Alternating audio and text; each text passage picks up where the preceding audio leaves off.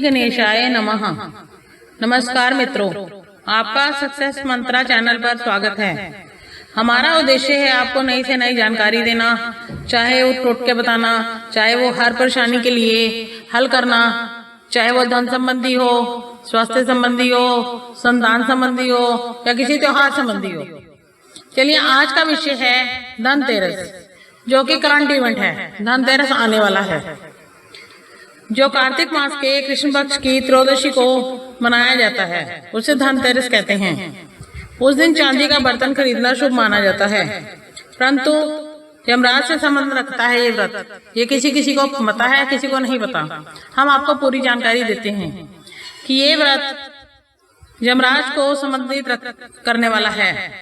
इस दिन सायंकाल घर के मुख्य दरवाजे पर एक पात्र में अन्न रखकर उसके ऊपर यमराज के निमित्त दक्षिणामुखी दीपदान करना चाहिए, तथा उससे पूजा करने से कभी भी किसी की अकाल मृत्यु नहीं होती। जो यमराज हैं वो यमुना जी के भाई हैं।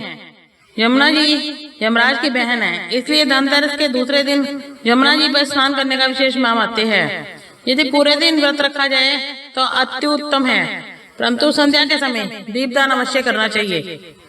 इसकी एक कथा भी है। एक दिन यमराज जी ने अपने दूतों से कहा कि तुम लोग मेरी आज्ञा से मृत्यु लोक के प्राणियों के प्राण हरने जाते हो, इतना कृत्य करते हो, तुम्हें दया तरम नहीं आता, तरस नहीं आता किसी पे।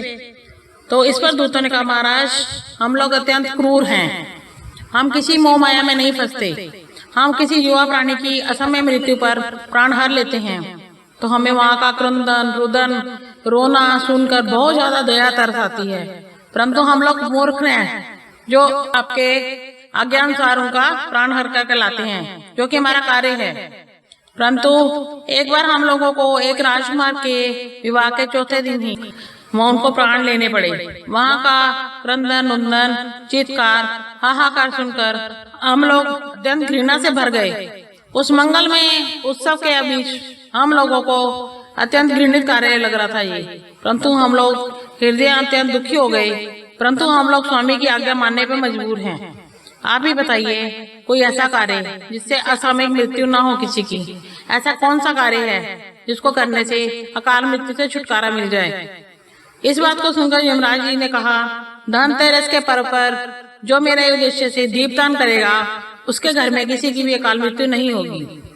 और जो मेरी बहन यमुना जी के घाट पर अगले दिन यमुना जी के घाट पर स्नान करके आएगा, उसको भी काल मृत्यु का सामना नहीं करना पड़ेगा।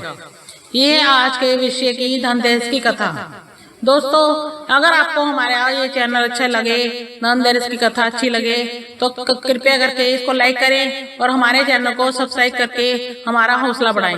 धन्यवाद। जय माता दी।